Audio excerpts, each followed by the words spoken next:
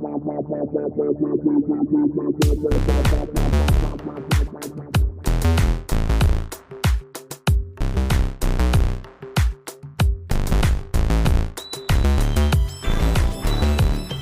to you from the dining room table at East Barbary Lane, welcome to a new episode of Full Circle, the podcast. A visit to our home where we squeeze a few headlines through our decidedly queer lens and see what happens. This episode is brought to you by Decanted Jug Wine and the Find Out phase of November's Fucking Around. I am your host, Charles Tyson Jr. And I'm your host, Martha Madrigal. Welcome to the first episode of Full Circle, the podcast in 2025. Child, let's buckle in. Hey. How you doing, baby? I'm here. Same. I'm here. We're here. We're queer. We're fabulous. Don't fuck with us. It is what it is. We do have a new patron. We do. Jim is our most recent. Hi, Jim. Hey, Thank baby. you for the support. Yes, you are appreciated. Definitely. We have all kinds of stuff to talk about. We do. Some good stuff. Mm-hmm. Some very good stuff. Mm-hmm. And the rest. Yeah, speaking of shipwrecks. That was a Gilligan's Island reference there. I caught it. Oh, look at you. Yeah. I was in PGN. Yes, you were. I was profiled. Yes, you were. In that good way. In that good way. Yes. They wrote a story. It was a 2,500 word interview.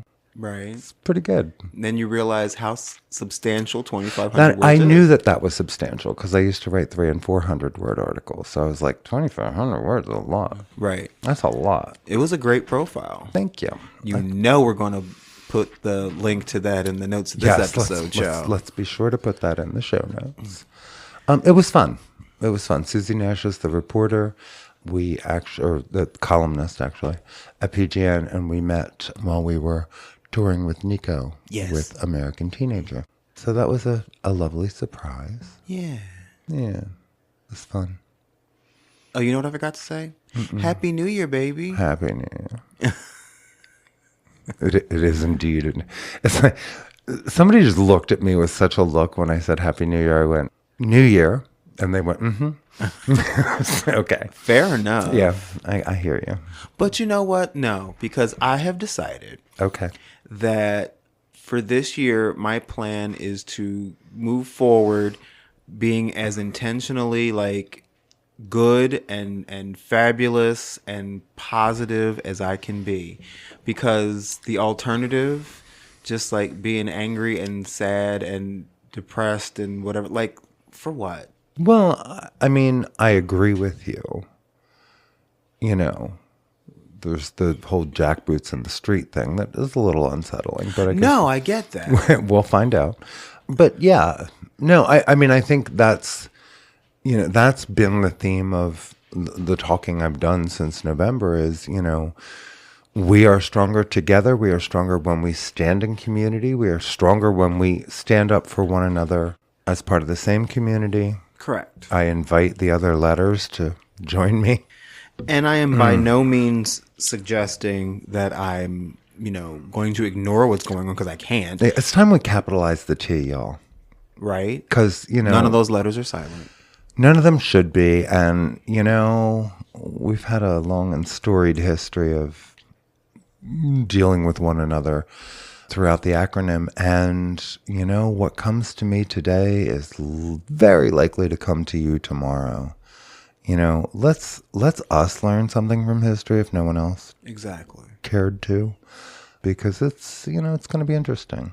We know that as far as the electorate is concerned, we're not the priority, but God damn it, this seems to be, they have such a hot nut for us. Oh, I know. And it's just incredible. It's truly breathtaking. Like a record number of new pieces of anti-trans legislation. Such bullshit. And now they get to fuck around on the federal level. Right. 81 Democrats joined them, in the National Defense Bill, and Biden signed it. So yeah, plenty of disappointment to go around right now. It's true. Yeah, I got, I really hope we figure out at some point, we're talking about human beings. We are not talking about politics. We're talking about lives. Right. Not theoretical people either. Yeah, not theoretical people. You don't know more than the doctors. You don't know more than the experts. You don't know more than us about who we are. And, Right. I'm just, anyway, sick of hearing it. We're still going to have to talk about a few things, but I think that's why I'm surly. I'm just, I know. And I'm over here like, let's just shine our light. well, and, I'm working on that. I know. I shine my light every goddamn day. I know you do. Yeah, it's Sunday. It's on power saver mode. I don't feel shiny. I do not feel shiny. Oh, you know what I meant to tell you last night when we went out? No. You looked like money. Did I? Your outfit and the hair and the jewelry and the coat. I meant to tell you that. You look like money. And it was just out to dinner with your sister. But, I know. Well, yeah. thank you. My sister came to visit briefly, and so we went out to dinner. And you got cute, and but it was like somebody spent a lot of money on those clothes. It wasn't me. Hey, you wore them. You wore the right things in the right combination at the right time. You looked good. Thank you. Thank you. I just wanted to go on record as saying that, and we're in front of a microphone, so now it's recorded for posterity. Yeah, I tried. It was your sister drove all the way in from Pittsburgh. Yes, it was the first time she's done that in a very long time by herself. Yeah, we just lost your brother-in-law, but she did. She made it all the way east, and we took her out to dinner, and she spent the night, and she's off to pick up a friend in Philadelphia and drive back to Pittsburgh. So. Mm-hmm. Yeah, she's got a whole full agenda. So it was a nice visit. It was. It was a nice visit. We got to chill. Yeah. It was one of those days where I was in the fancy clothes closet and I went, oh, that's pretty. Right. And it was the perfect end of the day because I started the day at a funeral. Right. Well, it's hard to be sad about the funeral of a 104-year-old person. Well, true.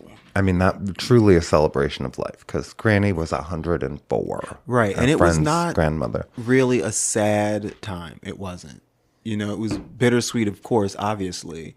But well, yeah, because she was, present and with us, in December. I mean, she really was. It was kicking. Very literally like till she was here and then she wasn't. Right.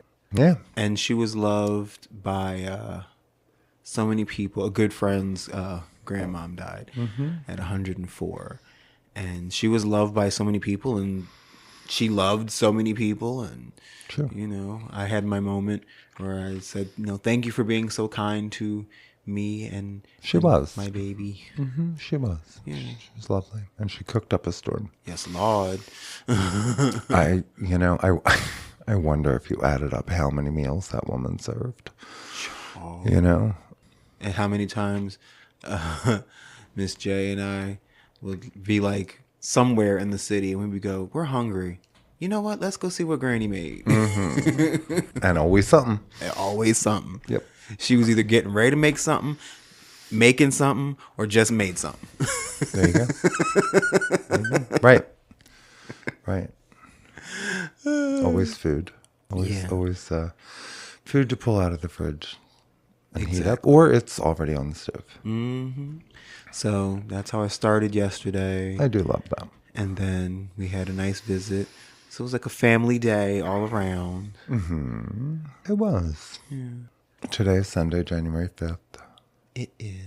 Tomorrow, the 6th, to rinse the taste of January 6th out of my mouth, Joe Miller is being sworn in. Yes. Woohoo! Yeah, that will have already happened by the time this episode gets released, but Joe is the first trans woman elected to partisan office in the entire state of New Jersey. Yep. And she'll be sworn in, actually for the third time, to Woodbury's city council, very, very close to here. She was appointed initially to fill a vacant seat, and then she had to run and won in a special election to finish that term. Right. This is her first full term like 3-year term. Right. That she's being sworn in. And we've got a bunch of folks going because, yeah. It's a moment. It's a moment. It's an important moment. It's one to document and show up in force, because these people that, again, think we are nothing but politics. Yeah. All the children's genital fetishists. Yeah. Who, fixate so much on the lives of trans people and pretend they're protecting children. That is the biggest joke of it all. They're protecting children and women. No, you're not. Right. No, you're not. You're not. You do the opposite thing. Yes. Literally the definition of your words and your deeds doing opposite things. You aren't making anyone more safe, but you are teaching your children to hate. So since that seems to be the goal among the Christians, whatever. Good on you. I guess we're going to figure it out. Right. Mm-hmm. But anyway, Joe's being sworn in. I'll be there. Yeah. Again, this is our first official episode of 2025.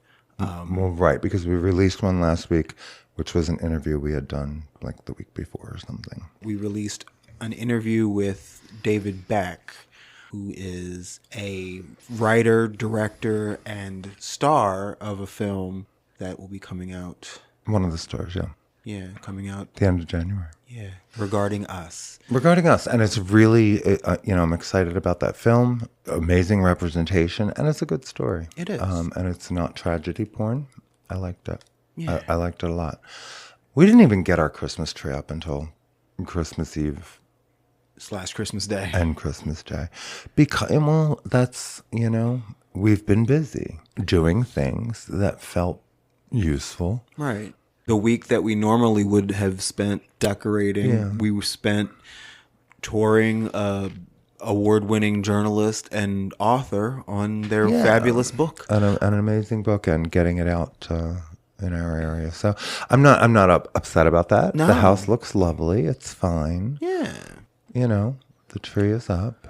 We had our lovely New Year's Day brunch. Yes. That I got to be off of work for. Yes. That was fun. It was fun. We had like 40 people come through, if I counted right. I think you're right. I think I did. It was fun. Lots and lots of good food. We do brunch now because, everyone we know is old. None of us go out for New Year's Eve, so we're all awake. Exactly. Might as well be able to drive in daylight, right? And come and hang out. I drank so much champagne. Mm-hmm. We didn't have we had champagne, but we had non-alcoholic punch and sodas. And because, there was literally something for everyone. Right. There were some people having, Bellinis and mimosas, which was good. That's why we had them. But we also I made sherbet punch. Yes. I filled the punch bowl. We have a gorgeous crystal punch bowl. And I thought, what the hell? Exactly. Might as well use that bad boy. Let's make some old school punch. And it was lovely. Mm-hmm. Even though there was sherbet in it. What's wrong with that? I don't like sherbet. Although, to be fair, I have not had sherbet since I was a little kid. And when I had it, I was expecting ice cream. And it's not. So I didn't like it when I had it, but I've avoided it my whole life. It's slightly somewhere between a sorbet and an ice cream. Right. Yeah. So to be fair, I should try some as an adult. You didn't even taste my punch? Not because I didn't want to. People said it was delicious. That's what I heard. Yeah, I wasn't avoiding it. I just never got to have any. Mm-hmm. No, really, I was going to try it. But I think the other half chunk of sherbet is in the freezer. Yeah, I'll try it. And I don't think it's any. I'm sure my kind of throw it in there. Palate has expanded. It makes it cold. It makes it a little bit creamy. It's just it adds another fruit flavor, but not really creamy because it's right. And it makes the fizzies fizz and right. I mean, it was simple. And there was a bottle of vodka next to it, just in case anyone needed that part. But yeah, and lots of food. My love of fruity desserts has expanded considerably since I was a kid. We had lots of food. Yeah, we did. The best scones I've ever had in my life. Mm-hmm. My girlfriend Jenny brought scones and clotted cream and lemon curd and jam. I'm sorry, you didn't say. Scones and clotted cream and jam and lemon curd, Yeah, darling. Gorgeous. You have to say it like that. And they were delicious. Yeah. No, we had a ton of brunchy food. And I loosely, Kathy and I repeatedly watched The Family Stone.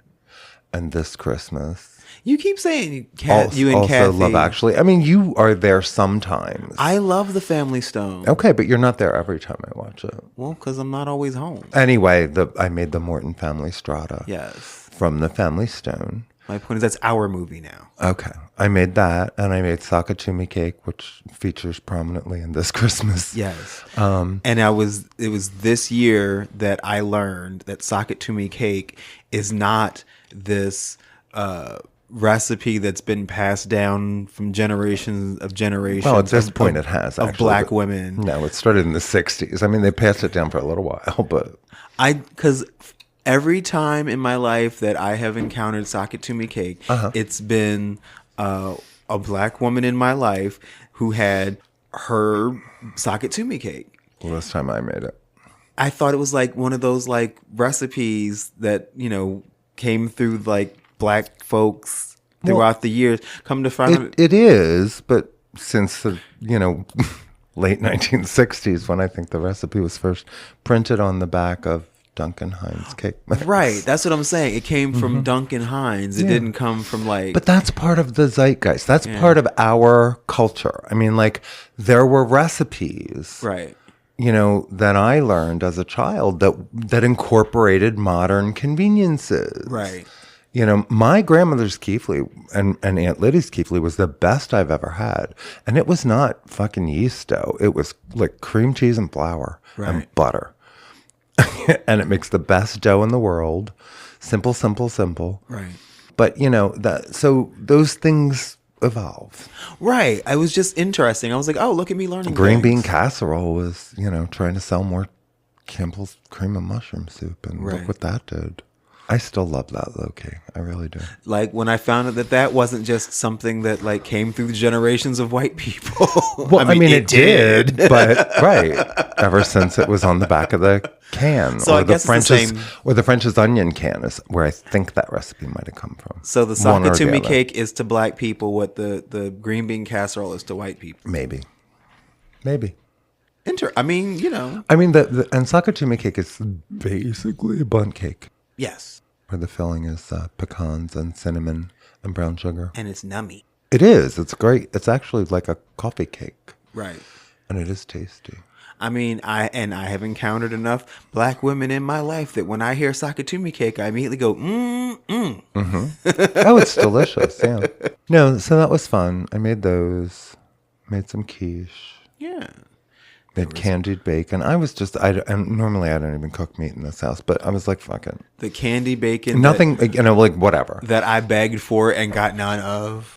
It's not my fault. I put it out. I didn't say it was your fault. Where all the other appetizers were. I turned my back for a full 4 minutes. That was the problem. That was a pound of bacon. I know. I was the one, because you had said something about, I was thinking of candied bacon. And I was like, ooh, candied bacon. Because I never had it. And then you were like, or maybe, I was like, no. You can't just dangle candied bacon in front of me and then say you're not doing it. I did it. And you did. And then it hit the table. And I was like, okay, I got to make sure I get one piece of that. And then I turned my back. And it was gone. And I turned back again. Yeah. And they cleaned that plate. They did. I'm like, well, dang. I wasn't going to make more than a pound. No. It was like... That was probably the universe going, that you didn't need no candy bacon. This way, and here's the thing. So the whole good luck for New Year's, and God knows we need it, is always like cabbage or sauerkraut, pork, and black-eyed peas. Right. So I made Hoppin' John and rice, vegan. Right. It was very good. Black-eyed peas. Big raves. And the pork was the bacon. And then I made Hungarian, we call it kapusza, which is just the word for cabbage, but kapusza testa, I think. Anyway, Hungarian cabbage and noodles. Right. Which is like halushki with bacon for the Polish people. But anyway, so I made that. So I made the cabbage, and that has bacon in it. And so I made the pork, and I made the black-eyed peas. So we did everything we could. Right. To bring in And but that's why I chose those dishes. Oh, okay. See, growing up in my house, it was always the traditional New Year's meal was pork roast, collard greens, Right. and black eyed peas. Right. I didn't do greens. For health, money, and luck, respectively. Of course, I skipped the money. Fuck. Well, that was what the cabbage was for. Well, right. White people do cabbage, I guess. Not always. Yeah. Yeah. I would have done greens. I just didn't. And I didn't beg for it. No, you didn't. So, I mean, I didn't think. But I made the Hop and John. And we bought that can of Glory Greens, too. And you had that. Yeah, that would be quick. Yeah, open it today. Well. Yeah. Whatever. It's fine. I didn't make a pot of greens. But I made a whole thing of Hop and John and rice, and that was delicious. So, yeah, lots of food. And then Kathleen catered half the damn thing. So we had a bagel tray. Muffin tray. We had smoked salmon croissants that were getting, were they? I didn't taste that. They were getting raves. Those disappeared quick, too. Mm-hmm. We had a muffin tray. Because I didn't get a second smoked salmon croissant. Right, we had a French toast casserole. That was very good. All kinds of dessert. Latkes. Mm-hmm. Susan brought latkes and with sour cream and applesauce and cranberry sauce. Aunt Joan made meatballs. Yeah, she made a Pinterest appetizer. And she walks in dismissing the food. And everybody's like, what? Which made them taste it. And they're like, these are actually good. And exactly. So we put them out and they got eaten. Exactly. But she was like, oh, utter fail. I'm like, knock it off. I believe she said, I'm an emotional cripple over these appetizers. Yeah, well, drama. There was a lot of drama in the room. So all things considered, it was a very lovely event with not much of that. Right. When you consider all the potential drama we had. Right. A lot of queers. Right. A lot of queers. You put more than 3 queers in a room. Anything can happen. The potential for drama increases 300-fold. Yeah. And we had desserts and cookies and, the scones were outstanding. Mm-hmm. Like, it's just so much good food and lovely people. Yeah, it was a lovely day. Lovely, lovely people. Nice little cross-section of humanity. Absolutely. Absolutely. And they were all our and I realized, friends and family. Yeah, at one point, I don't know, the 4 trans people left in the house. We were all standing in the kitchen. I'm like, get back in the living room where we're allowed to sit down. Why are we standing here like we're segregated? Well, it just happened. Because I was in the kitchen, probably like cleaning something, and we just started kikiing, and the kiki got extended. Maybe. And no one left until you... Well, no, but there were still people in the living room, but it was just, I don't know, it was weird. Yeah. And I was like, no, we will not. Yeah, right. Let's go in the living room. We're allowed in there. Right. It's my living room. Exactly. No, it was good. There was good conversation and lovely people, and there's where we need to focus our time. Exactly. That's my point. Well, somebody had to fiddle while Rome burned. Might as well be us. I guess. I don't know. The important things are relationships and family and connections and working together to move forward. And since we can't look to the folks in quote unquote charge for that, we'll do it our damn self. Well, no, because the children are going to be back in charge of our government, not the experts, but those who, exploit our environment and, our treasury for their own ends. That's what's happening. That's what folks voted for, apparently. Right. So that's what's going to happen. Watch the deficit triple. Watch, what's bigger than $1 trillion? How many trillions do you get before you get up to a Google or something? Because, watch. Right. Watch. Anyway, let's just move on because there's dead people that we should talk about. Yes, our RIP section. Mm-hmm. First of all, and you put him at the bottom, but I want to bring him at the top. Jimmy Carter left us at 100 because he was looking at the inauguration coming up on the calendar and went, "Fuck this." Yeah, nope. That's what I feel like happened. He just went, "Nope, I don't need 101. I gave y'all 100 years, and that's all you gonna get." Yeah, there was a piece about his legacy with our folks. Obviously, Nobel Peace Prize winner, Georgia native, passed away on December 29th. He left behind a legacy of progressive values, racial advocacy, and early, though imperfect, LGBTQ support. Yeah. He was born on October 1st, 1924 in Wow. Plains, Georgia. Yeah. Raised on his parents' peanut farm, and he died in the same town in the house he and his wife Rosalind spent the majority of their lives. I used to say the reason he was a one-term president is because we just can't elect an honest man into the presidency. Not at that level of integrity. And, I kind of back that up because Obama certainly had a ton of integrity, and I believe Joe Biden does too. But I'm just saying, Right. there was just no sleaze on Jimmy Carter. And he Right. was such a sincere human, and we couldn't take that. So then we ushered in, all of the dystopia we've experienced since 1980 when we brought in St. Reagan. Yeah. And we're still paying for that. And look where we are again today. I'm really not Mary Sunshine today, am I? I noticed. Sorry. No Mary Sunstroke. Yeah. At the DNC in 1976, he disappointed advocates when convention officials, at the request of the Carter campaign, refused to include a gay rights plank as part of the party's approved platform. They said he was too slow to speak out against Proposition 6 in 1978 in California, the ballot measure that would ban gay and lesbian individuals from working in public schools. People, none of this is new. Right. Harvey Milk wrote a letter to Carter calling on him to take a stand against Prop 6, and 4 months later, Carter spoke out against Prop 6 during a campaign speech in support of California Democratic candidates. It was defeated by a vote of 58.4% to 41.5%. And that, of course, was famously fueled by Anita Bryant. Oh, yeah.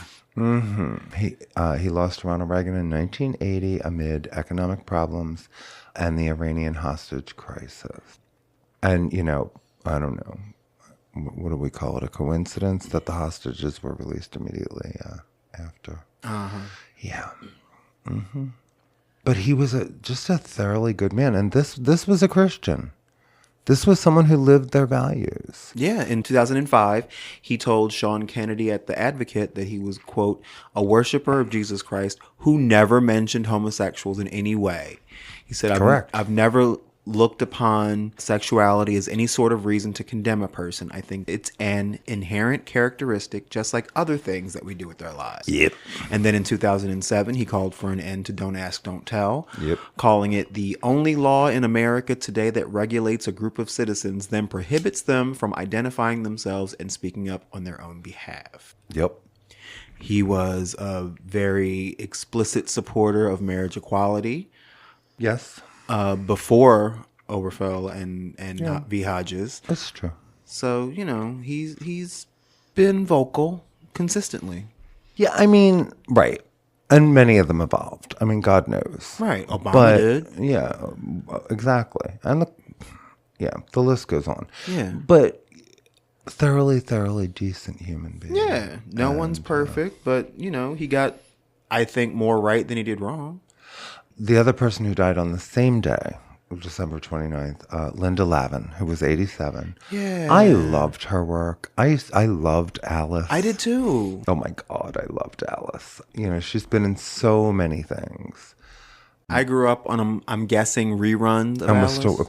Possibly, yeah, because I was like you were, I don't think you remember like the 70s. Or maybe like it was like the end of the first run, but it was also syndicated. Possibly. Yeah, because that was, Alice came out in like 1976. So I would have been 1 year old. Yeah. How long did it run? Like 9 years. Yeah, 9 seasons. Mm-hmm. So until 85? Something like that. Okay. So yeah, I was watching first run episodes. Maybe. Yeah. Yeah. I was just old, obviously older than you. But I loved Alice. And a lot of the work she's done since then. She was still working till quite recently. Apparently she had a lung cancer diagnosis and did not last very long. Yeah. But yeah, what a phenomenal actress. What a storied resume. Yeah. Broadway, etc. Just yeah. So. And of course, I loved her character of Alice, but my favorite character in Alice would have been Flo and I know. Kiss My Grits. Polly Holiday. Yes. Vera and Flo and Mel and Alice. And Polly Holliday was in one of my favorite episodes of The Golden Girls when she played Rose's blind sister. Oh, that's right. That's right. I forgot about that. Yeah. She was in The Sopranos. Remember, she played the therapist that Meadow went to that they hated. That was Linda Lavin? That was Linda Lavin. Oh, work. Okay. Yeah. She's been in so many things. So, yes, she's gone. Yeah. Now we got others. Troy Masters. Yeah. Died at 63. Pioneering LGBTQ journalist. Mm-hmm. At the helm of several influential publications, notably Gay City News in New York City and the LA Blade. Yeah. Since 2017. Yeah. He died on December 11th in his home in West Hollywood at 63. Just younger and younger every day. I know that's right. Mm-hmm. And the medical examiner determined the cause was suicide. Oh, I didn't realize that. Yeah. Damn. Mm-hmm. He grew up in Tennessee, went to New York City in the 80s, worked for Outweek, QW, LGNY, and the successor Gay City News before moving west and starting the LA Blade in 2017 in partnership with the Washington Blade, which was founded in 1969. Kevin Naff, who is the editor of the Washington Blade and the owner of both the Washington and LA papers, said that Troy was a pioneer of LGBTQ media who was fueled by a passion for advocacy and brought his commitment to justice, truth, and best-in-class journalism. Yeah. In the first issue of the LA Blade, Mr. Masters described the heady promises and challenges that his readers faced. Quote, "We are living in a paradigm-shifting moment in real time. You can feel it. Sometimes it's overwhelming. Sometimes it's toxic. Sometimes it's perplexing, even terrifying. On the other hand, sometimes it's just downright exhilarating." You know, he used his platform to really talk about monkeypox and bring it to the fore and, get it discussed.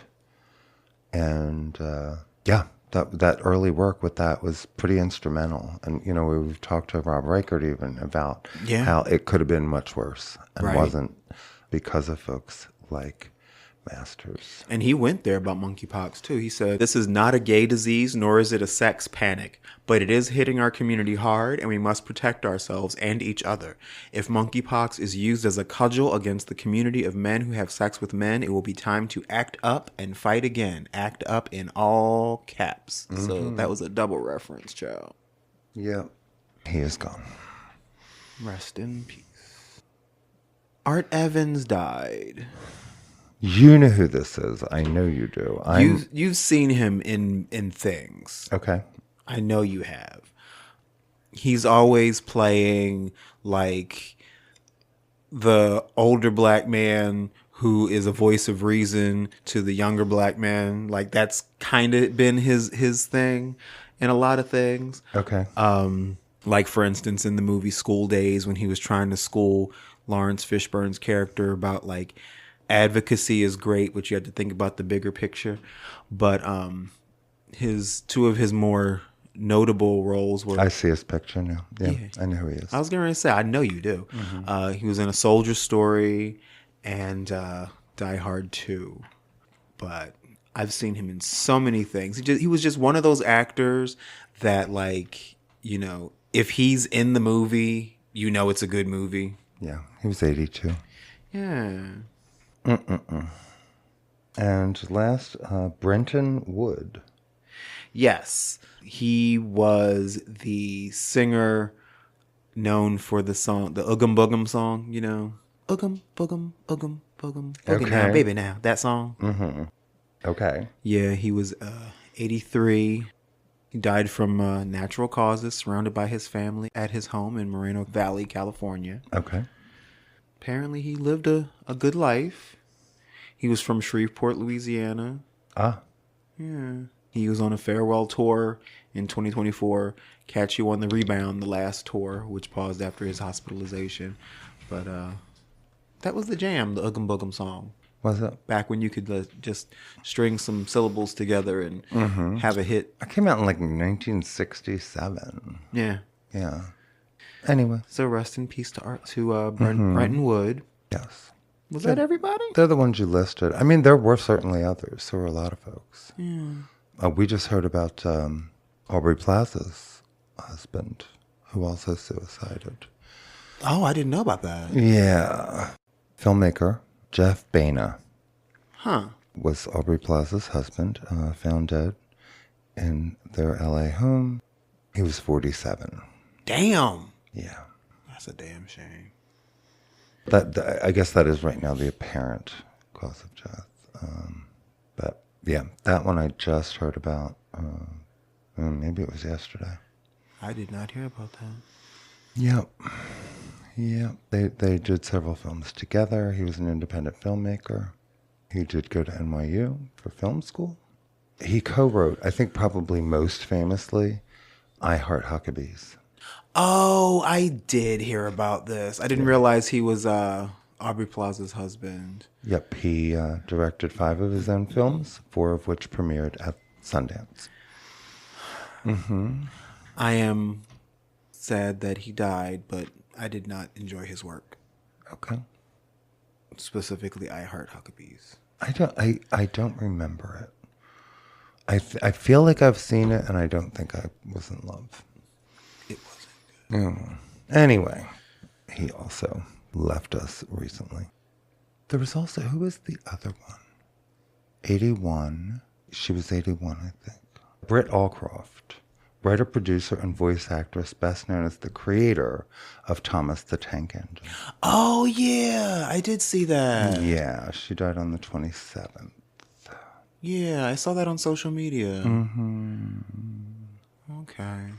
Yeah, so that was another one. That's a shame. I know. It's that time of year. Apparently. Yeah, apparently this is the busy season. As it were. Yeah, well, my father was, we actually had his funeral between Christmas and New Year's because his official date of death is the 26th of December, but really he died the 25th. Right. That's when he collapsed. Christmas morning, 10 o'clock. Yeah, well, I mean, it wasn't a shock. Right. But it was pretty sudden because he was up and alert and we had a big party on Christmas Eve. Yeah. And he was good until he Wasn't. Yeah. Yep. So, but it's apparently common, this time of the year. Yeah, around the holidays. My mother was the day after Thanksgiving in 2017, and he's day after Christmas in 2004. So I know, the holidays are never like... Yeah, this was the 20-year anniversary of my father's death. Yeah. This Christmas. The holidays are never an easy time for you. Yeah, I think that just because it was so important to him, especially Christmas, that it was such an important day. And just so many things have changed. I used to cook for 25 people. Right. But, I know how to make a reservation for Thanksgiving dinner, too. Don't get it twisted. I know, that's right. We made some good reservations this year. It was very tasty. Truly it was. Yeah. So let's take a break because we do have a lot of good news, and we'll come back with that. Yeah. Okay.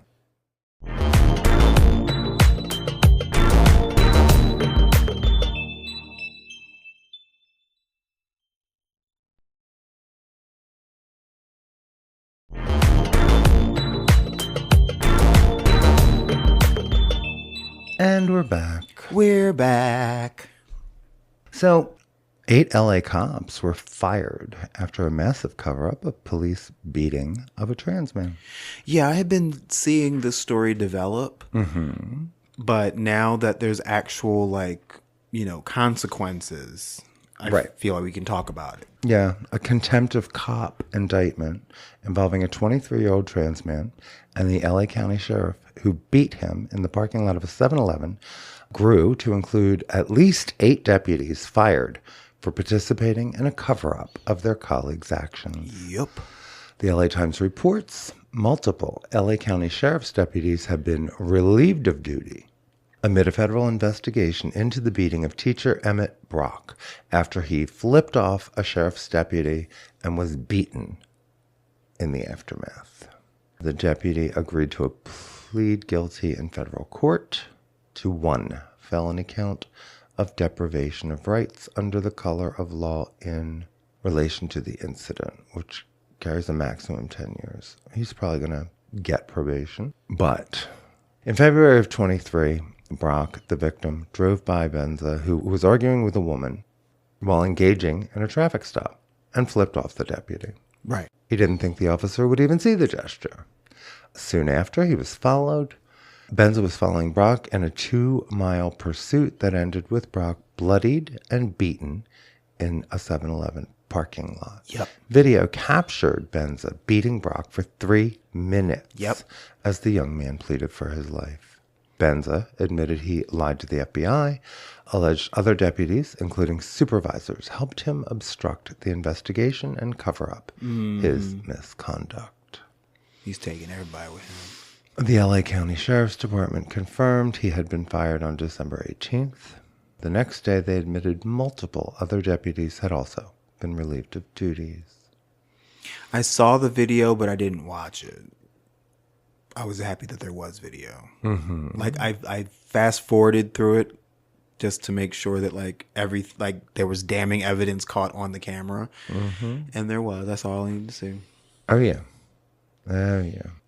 All because he flipped someone off. So yeah, I mean, which is ridiculous. It's a mess. This is how thin the skin is on so many law enforcement officers, which is terrifying.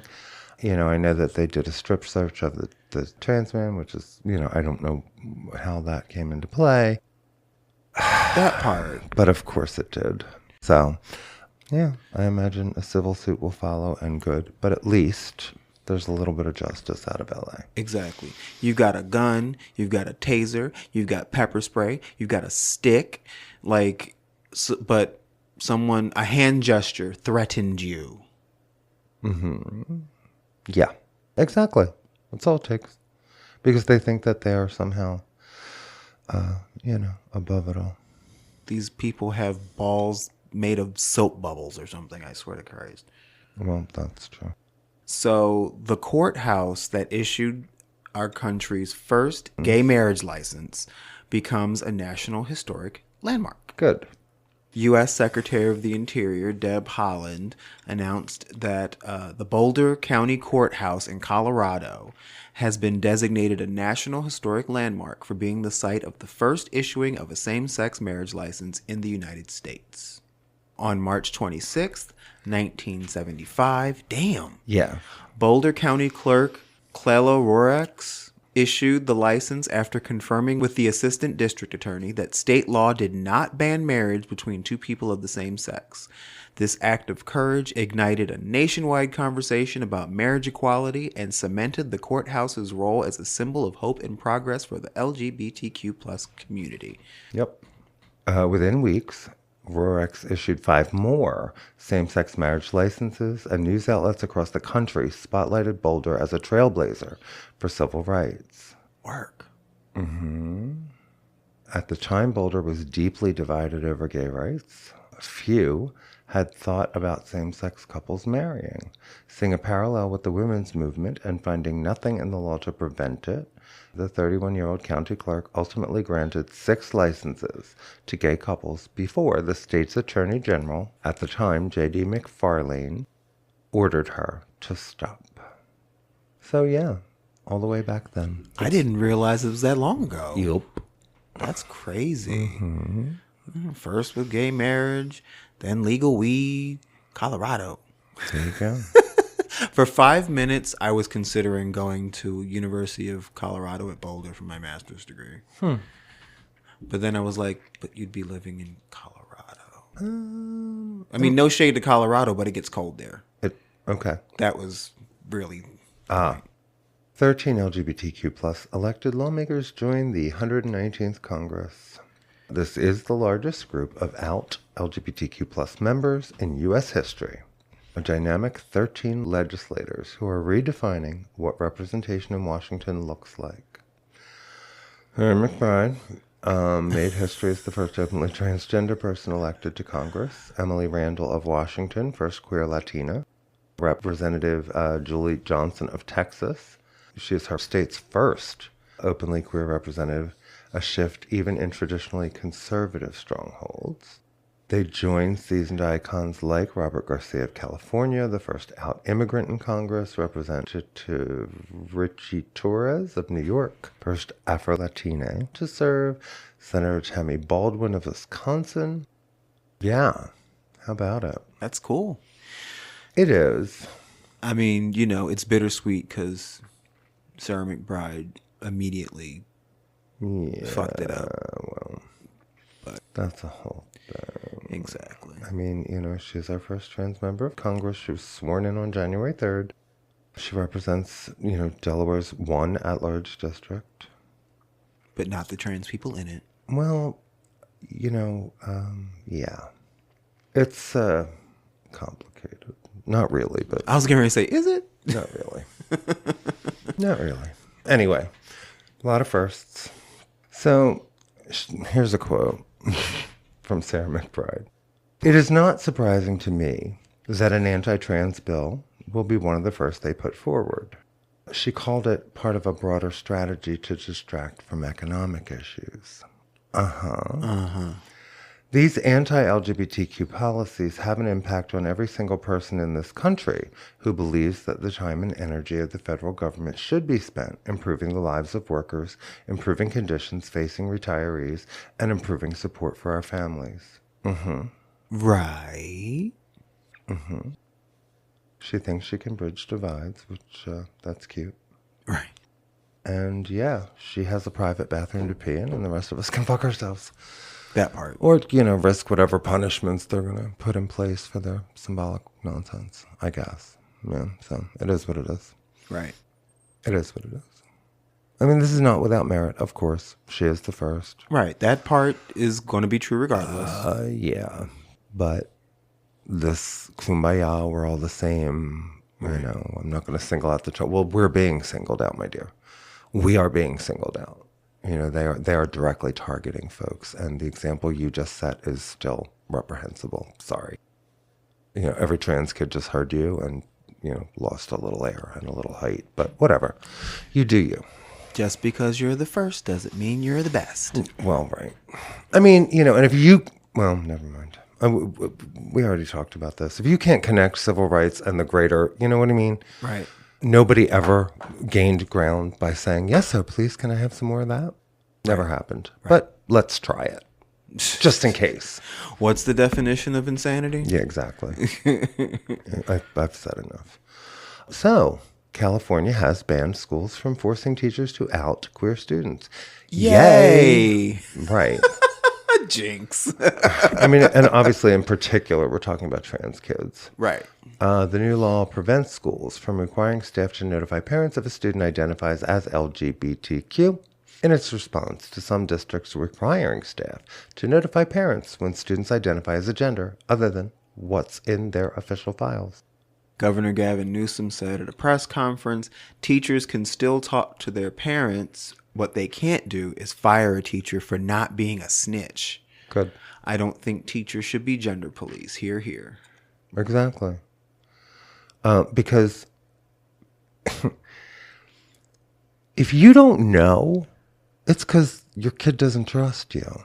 And there's probably a good reason for that. Exactly. And, you know, a rule like this doesn't protect kids. Not the queer kids, not the trans kids. No. It's not designed to. But they aren't human anyway, so. Right. Yeah.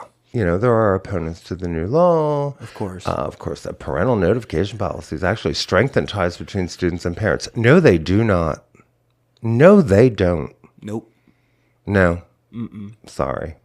No. I don't know where I would have lived if I would have been outed as trans as a child. I really don't. I doubt it would have been in this house. I hear you. Strongly, I doubt that. And I'd had more than just the one exorcism. But, you know, let's keep doing this shit. Anyway, there is a law. Let's hope that holds. Exactly. Fingers crossed, child. Fingers crossed, because this is sound policy making, you know? That actually protects kids. Yeah, that actually does. And the teachers that Right. spend the most time with them. Now, this story is kind of cool. Okay. So there's a camp in northern Minnesota that is closing down. Pine County Camp. The 80-acre site in Willow River, Minnesota, about 40 minutes southwest of Duluth, has served kids living with or affected by HIV and AIDS for more than 30 years. The number of babies contracting the virus through their mothers has declined to the point where such a camp no longer needs to exist. Right. This is some of what we're seeing, happening, like with the AIDS Fund saying, they don't need to be here anymore. They don't need to do exactly what they were doing. Right. And this is kind of another example of that. Right. So it's like, it's a bittersweet thing. It's like, oh, this tradition, this thing that has a standing tradition has to go away. But the reason for it is great. Right. In the United States, the perinatal HIV transmission rate, or the rate of a mother passing the virus on to a child through pregnancy, birth, or breastfeeding, is now less than 1%, thanks to antiretroviral medications. According to the CDC, the World Health Organization says that globally, new infections among children up to age 14 have declined by 38% since 2015, and AIDS-related deaths have fallen by 43%. Okay. Right. And that's a cool thing. I think so. And I didn't even know that camp existed. I did. Oh, you did? Okay. Yeah. That's cool. I did. During the first several years, of course, of the camp's existence, death was common. Yeah. Now, many of the thousands who swam and hiked and made crafts at the camp have married and had children. A documentary is being filmed about the camp, which eventually broadened its reach to serve different campers, including those with diabetes and LGBTQ youth. It was largely serving the latter group last summer. The nonprofit hopes to sell the camp to another group that will serve kids. That there's no longer a need for this camp's original purpose is the greatest story that I ever could have imagined. It's something I never could have predicted, said the founder of the camp, Neil Willinson, founded One Heartland in 1993 when he was 22. Wow. He is now 53 and marvels at how quickly his college-age dreams of working in Hollywood as an actor and producer diverged to running a nonprofit. That's actually not uncommon. Yeah, that's cool. It is cool. I mean, these things, we're rearranging things because it's possible. Right. Yeah. And there's not the same call that there was when it began 30 years ago. So that is good stuff. It's amazing. Yeah. What else we got? So this is something that I've been seeing happen here and there for the past few years since the whole CRT debate has become a thing. Oh, right. This is in Florida. Buzzwords. Right, exactly. Florida students are giving up Saturdays to learn Black history lessons their schools don't teach. Wow. Yeah, it's becoming like the new Underground Railroad of education and shit. Okay. The Spady Cultural Heritage Museum in Delray Beach, and in similar programs at community centers across the state. Mm-hmm. Many supported by Black churches, which for generations have helped forge the cultural and political identity of their parishioners. Yeah. In an old wooden bungalow in Delray Beach, Charlene Farrington and her staff gather groups of teenagers on Saturday mornings to teach them lessons she worries that public schools won't provide. They talk about South Florida's Caribbean roots, the state's dark history of lynching, how segregation still shapes the landscape, and how grassroots activists mobilize the civil rights movement to upend generations of oppression. Wow. She said to her students, "You need to know how it happened before so you can decide how you want it to happen again." Mm-hmm. Agreed. Yeah. Agreed.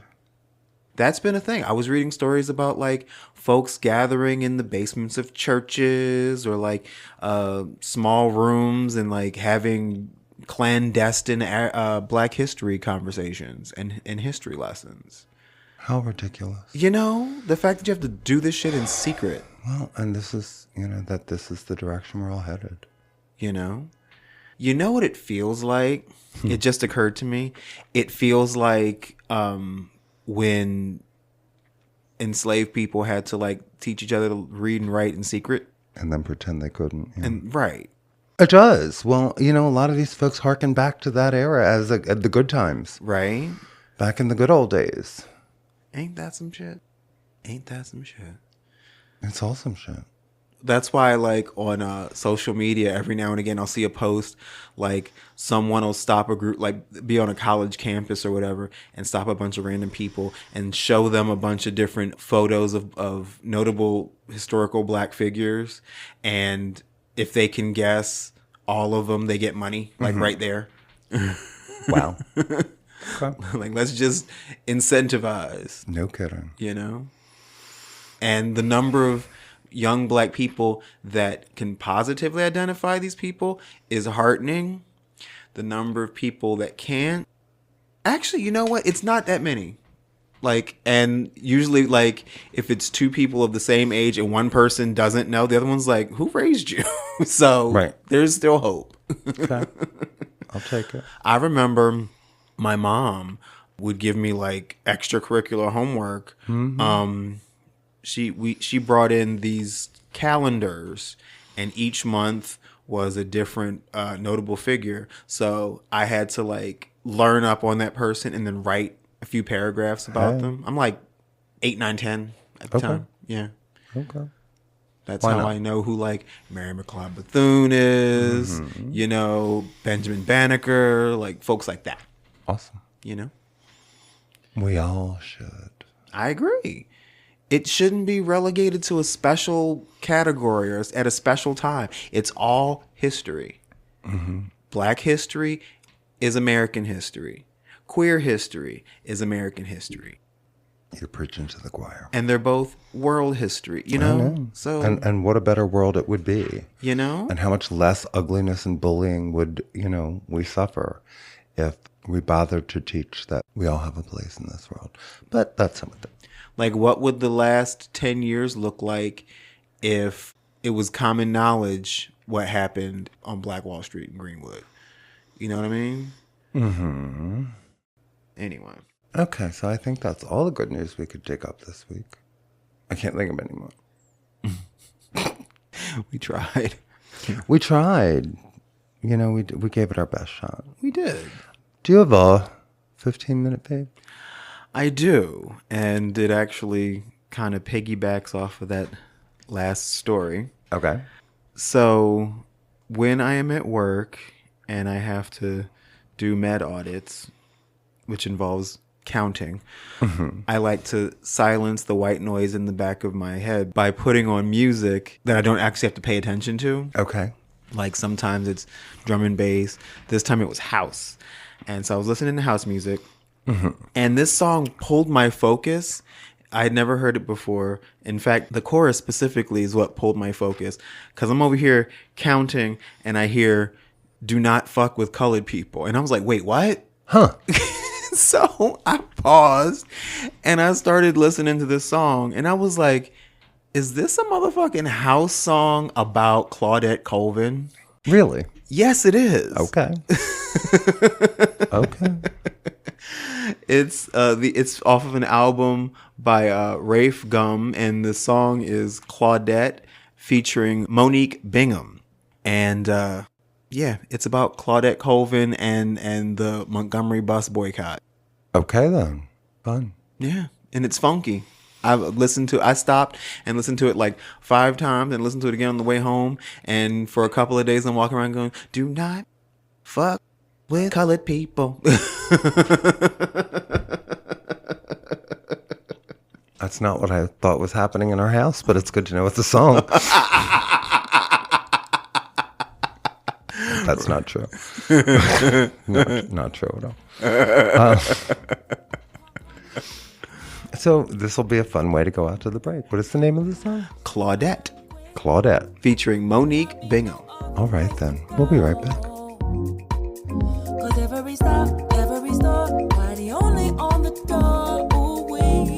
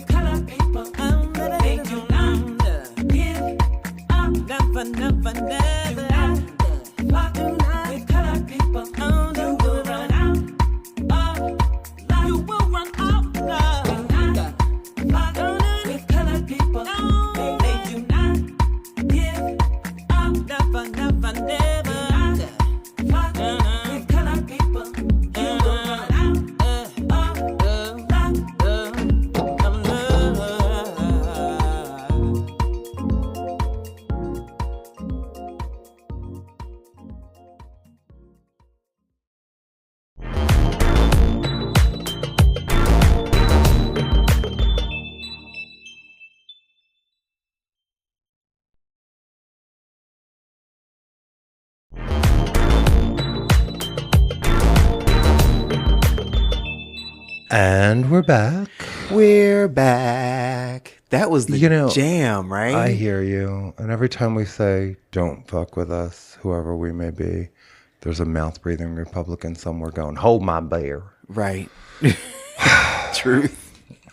Good Lord. So, here's the thing. Before the official cavalcade of nonsense, I'm nonsensing. Okay. Because I don't know where else this story belongs. And it's not so much that I am trying to judge my fellow queers as I just feel sad about this story and I want to talk about it. Okay. So this is from today's Philadelphia Inquirer. So the headline was published today in the Sunday Inquirer. The queer people who are buying guns to prepare for Trump's America. In the subheading, we are not looking to arm up and storm the Capitol, one gun owner said. We just don't want to be put in concentration camps. Well, here. Fair.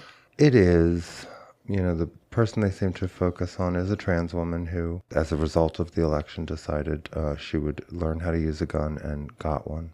It is chilling. I just wanted to, talk about this because this has come up so often. Part of the problem with gun ownership within our communities is we have a great propensity to use it on ourselves. Yeah. I've lost too many people that were really close to me because, they had easy access to a loaded weapon. Right. At a time when life got challenging. Right. And that became a permanent solution to what was, for sure, a temporary problem. Right. I mean, they didn't see it that way, but, Well, research and statistics do tell us that the likelihood of an accident, the likelihood of having the gun turned on ourselves, it goes up, not down. They're dangerous. I agree. And, and I understand the fear, but, the fear that has driven this country, brought us another, this is, it's still unthinkable that jackass is going to be president again. It's just unthinkable that we would revisit that as a nation, truly. And, in part, one of the things that I have been watching over time is this escalation of fear. Yeah.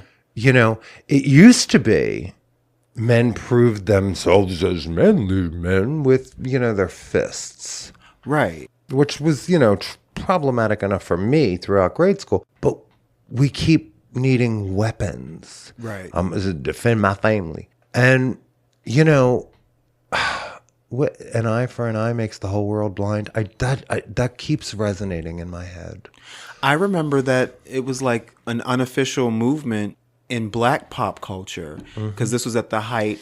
We're talking about like the 90s because this was at the height of quote unquote gangster rap, and so gun culture was glorified as a display of how strong and how hard and how bad you are, and so there was like this counter movement of people saying that's not brave. A brave person handles. If you're gonna take it to that level, then use your fists because you might take an ass whooping, but you live to fight another day. Well, and I don't know, maybe that was an aside, but yeah, I mean, this idea, because the level of fear, right, the level of bad judgment, right, seems to go up exponentially as we hide behind a gun. Like the cop story we talked about earlier, like that.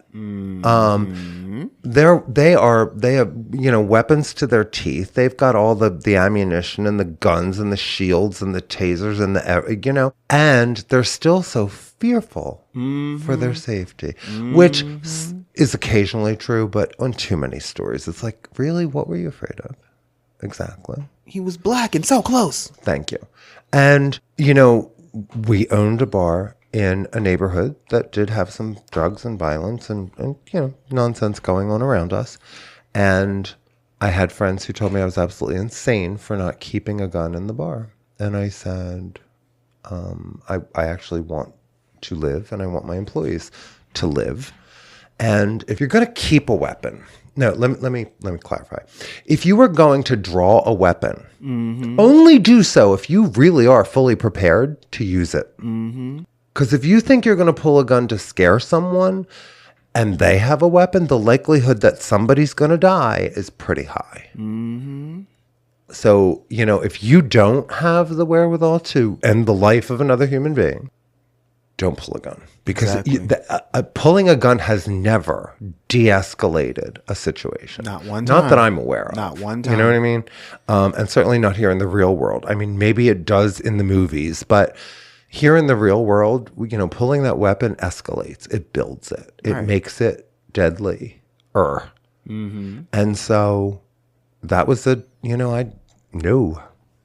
Yeah, because I think about like the confrontations that I had when I was behind that bar. And if my words didn't cut it in the few instances where like it got to that level, I pulled that bat out and that was it. I mean, right. But that's not a gun. Right. That's my point. Right. And we had panic buttons and we had cameras and we had, right. and like, there are things that are deterrents. There are things, and my point is we never had significant problems and we didn't have a gun. We did not. It's just, I don't think we're more safe having, especially with kids around. And then, if the thing is locked up properly in a safe and the weapons are and the bullets are either elsewhere locked up or locked up by the time you get done, you know what I mean? Entering the safe, this alleged person breaking in is going to be in control. Right. While you fumble. But we don't look at the likelihood of those things happening. I mean, we hear about them because it's much more rare. Now, and again, the stories where the villain was shot and the victim went unscathed are pretty rare as well. Right. And let's not even get into like how fucking easy it is to get a gun. Right. Less so in our state. Thank you. But I'm not just... People will go to great lengths. And this is an article about responsible gun ownership, learning how to properly handle the weapon, etc. Right. And still, I don't know, it still doesn't sit well with me. And, maybe it's because I'm such a pacifist, I don't know. But we've just gotten so afraid of each other. And I can't help but feel that drives these kinds of politics. It allows them to take hold again. We should be smarter than this in 2024. Right. They're playing into their hands. Right. All the people that, certain people are afraid of. They really should be, I guess, because this is going to escalate and keep going, and I don't blame, I can't, especially people who have already been a victim of violence or know someone who has been. Right. Based on their identity. I get it. It just, this does not sit well in my spirit. I would much rather read about queer people learning self-defense. So would I. I support that. I mean, even if it comes down to like something like Krav Maga, hey, like the idea of a young trans woman walking around with that knowledge in her head, I'm cool with that. I'm better with that. I'm better with that. And again, because so often it doesn't end well. Right. Yeah. And I didn't want to be less safe because we had a weapon in the bar. I didn't want, and when people are afraid, their judgment is not at its best. Right. And when I know for me, if I'm in a situation where I feel in any way concerned for my safety, my mind immediately goes to, okay, what is available to me at this moment?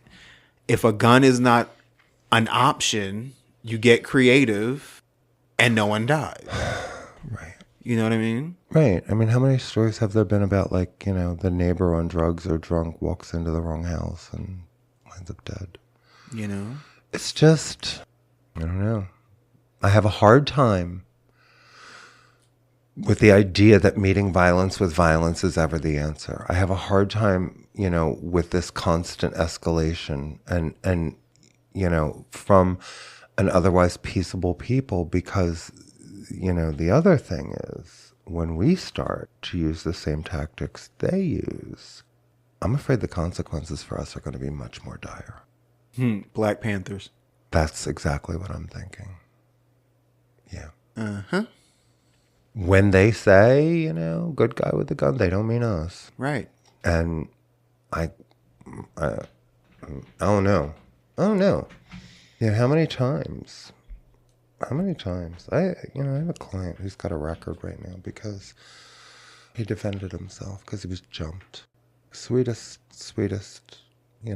Defended himself with a gun? queer human. No, a knife. Oh, okay. But, yeah, wound up charged just like everyone else. And it was 11-1. And it's hideous to me that happened, but it happened. Right. He's got a few strikes against him. Black, queer, poor. AKA disposable. Right. And having a hard time now with some things in life because of those charges. And I look at situations like that and I'm like, shit. This is what, they don't let us play by their rules, Sarah. That's why we can't usually play by theirs and expect to have the same, how do I say this? Benefit of a doubt. How about that? Right. I'm waiting for the story of the first trans woman who, shoots and kills somebody's white Christian son, and what happens? It'll be trans murderer. I don't think we're going to hear about. I don't think we're going to hear Justified in that case. That scares me more than I'm afraid of, like, random people walking around and with guns or whatever. No, that's real. I hear you. Is what is looking down the road. I mean, how many, and this is all minorities in this country right now. This is if you look like you might be an immigrant. This is if, you've got any degree of melanin in your skin. And this is certainly for gender and otherwise minority. That the rules are different. And that's the problem. And what is being ramped up in this country right now is not a nod toward justice for all. It's quite the opposite. And when we make decisions based in fear, they're almost never good decisions. Just saying. Not when public policy is concerned. No, all this nonsense we know is just, this trying to stir up some fear of trans people, like of all the people to be afraid of, for crying out loud. Right.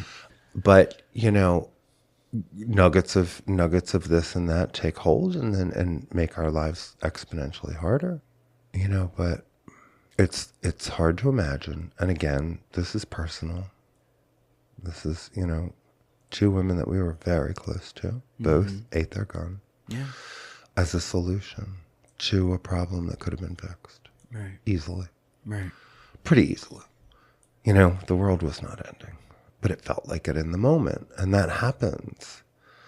It happens. And anyone who is predisposed to depression, struggles with mental illness, probably shouldn't have a gun. Right. And then, but all the bad guys get guns. Like, I'm sick of the argument. I really am. And, it was an interesting story and I don't know.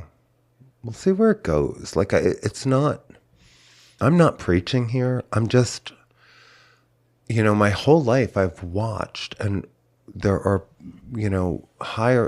when we listen to our higher angels, we make progress. When we listen to our base fears, we tend not to. And even more guns in the hands of even more humans. Right. Doesn't feel like a recipe for peace, does it? No, of course not. And, there's the fact that's been true for a long time in this country. Fear is big business.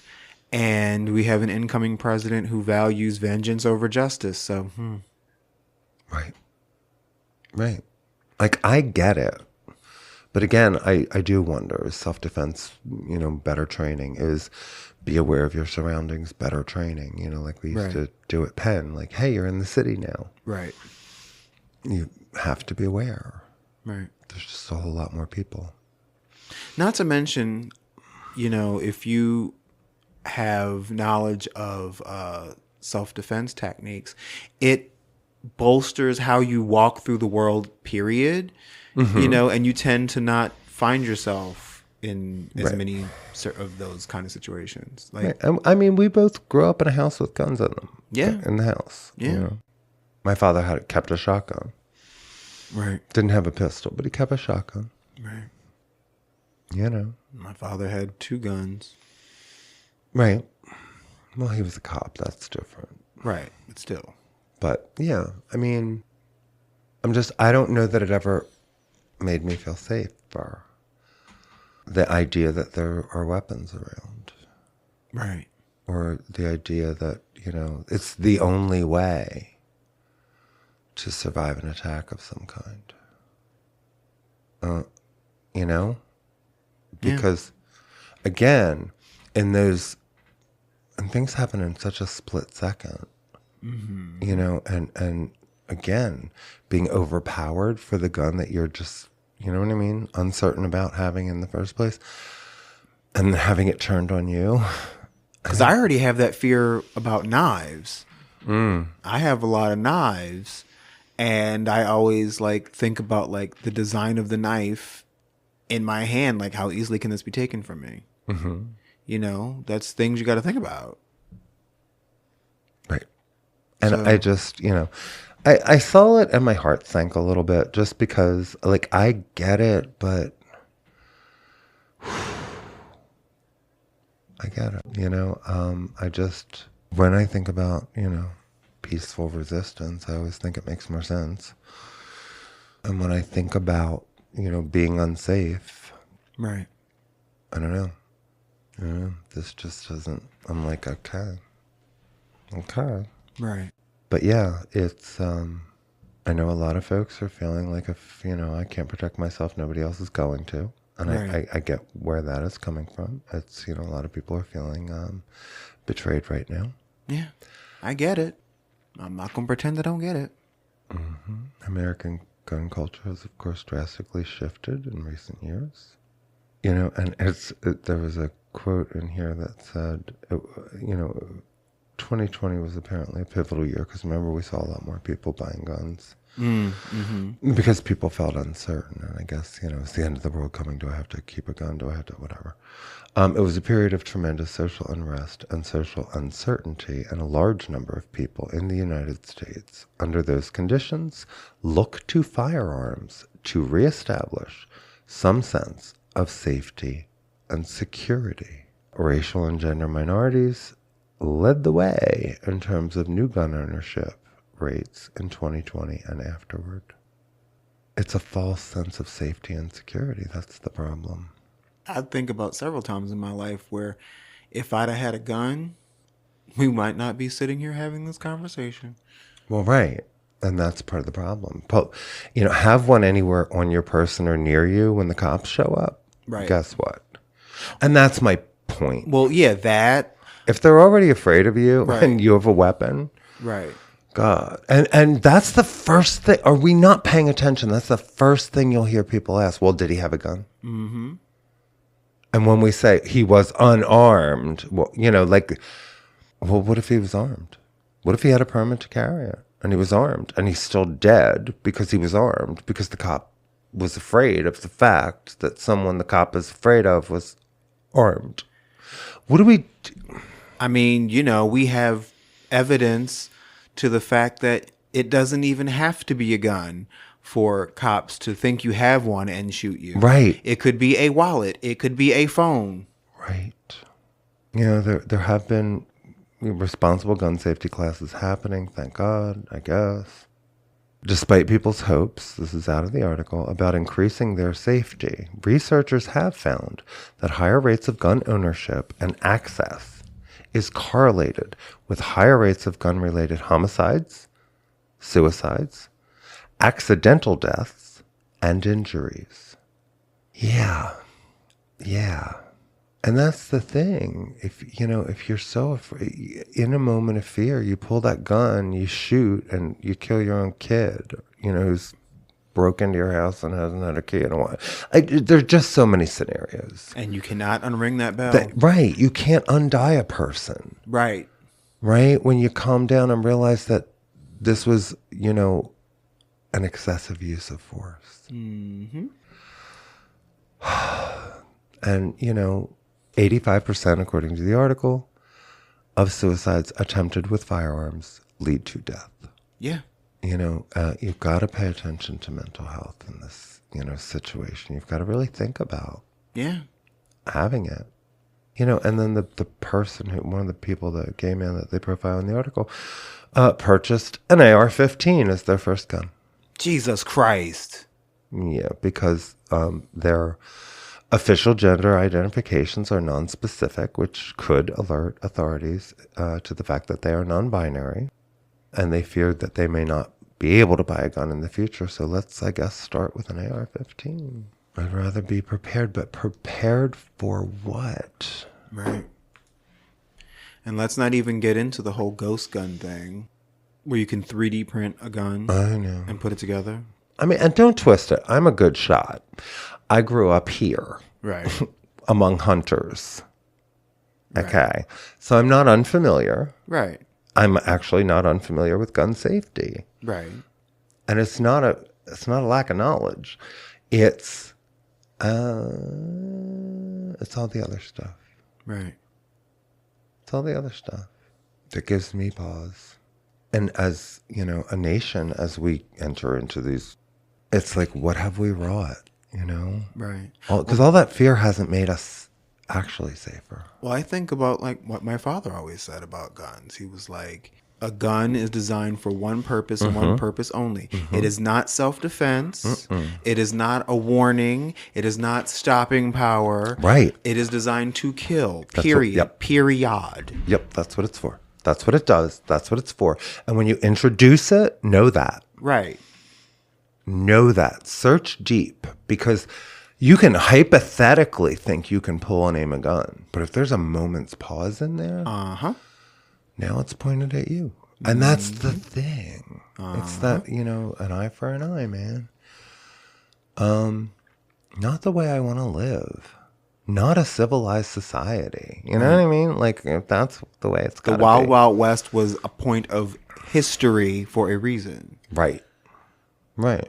And that was because we couldn't live peacefully with indigenous Americans and stuff like that. And the people that were going at each other. It did the whole thing. Just the whole thing. And then there's that. And again, fear. Nothing more dangerous than white people afraid. Child.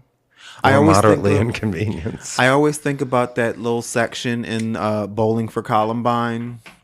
Little animated section was basically like the history of white people in America, and everything was like, and they got scared, so then they were still scared, so then they got scared again. Scared. Yeah. Mm-hmm. And the fact that it was put so bluntly, I was like, damn, that is exactly what that is. Right. And all it's ever been. Right. And it's like, this is what we're spending our time on, is learning how to use weapons instead of worrying about one another's mental health, instead of, building community and figuring out ways that we stay in community, because really connection is what saves us. Ultimately, connection saves human beings. Right. Creating more situations where people feel safe, and the idea of even needing a gun doesn't even enter the equation. Yeah. But of course, connection to sane people, because some connection doesn't work out that way. I'm thinking church at this point. I'm not saying I have an answer here exactly, but, things just keep escalating and getting worse. And we've never had more cameras everywhere, and we've never had more, of everything else. I just, I don't know. I think it's just a sad thing. I think that we're having this conversation, that it's, in today's newspaper, that people are feeling that unsafe, and that they think this is a road to safety. Right. It's a false sense of security. I agree. And yeah, people are going to wind up dead, and I'm afraid it's going to be us. The queers carrying the guns. Yeah. the trans people carrying the gun. I am very much afraid of us being out there armed. Especially if it's made public that enough of us are carrying guns. Right. Right. I just, Because don't think that the man won't start a fight for no reason other than, and they're just, over there. Right. And just because you white and queer or white and trans doesn't mean exactly you are completely exempt. But you need to pay a little bit of attention to what has happened traditionally to minority communities who arm themselves. You just got to kind of pay attention to that. Now, go. I was literally opening my mouth to say, because let's not forget about, again, Greenwood, Black Wall Street. No one was bothering anybody. They were minding themselves. But the fact that they were, self-sufficient and, that was a threat. Yeah. Yeah. So, organized queers with guns, it's a threat. Yeah, it is a threat. And if the government decides to meet you with force, they can afford more guns than you got. Oh, by a lot. Mm-hmm. By a lot. It's fucked up. Well, it is. And it's just, I find it disheartening. I don't have a better answer other than it is a false sense of security. Yeah. Do you feel like you got it off your spirit, though? No, not really, but probably enough. Okay. To move on. I don't have a solid conclusion other than think 4 times, is this really going to make me safer? Beyond just that false sense of security, am I really prepared to use a weapon? Am I willing to and ready to take the life of another human being? Just all that. Just all of it belongs in the thought process. And again, when minorities start to arm themselves, it doesn't always go well for the minorities. Word. And we should just be aware of that. Exactly. Yeah, I guess that's what I got. LGBTQ plus parents are rushing to safeguard their parental rights because Trump is going to be president again. Project 2025 has some ominous provisions about queer parenthood. But there are processes in place to protect oneself. Attorney Megan Alexander told The Advocate she usually receives about 3 calls a week from queer parents seeking second parent adoptions. The week Trump won, she fielded 26 calls. Since then, they've kept coming. Project 2025, believed to be the blueprint for the Trump administration, essentially calls to eliminate our rights and states, quote, only heterosexual 2-parent families are safe for children, end quote, even though we know that's not true. Right. That's documented proof of that. Oh my God, yes.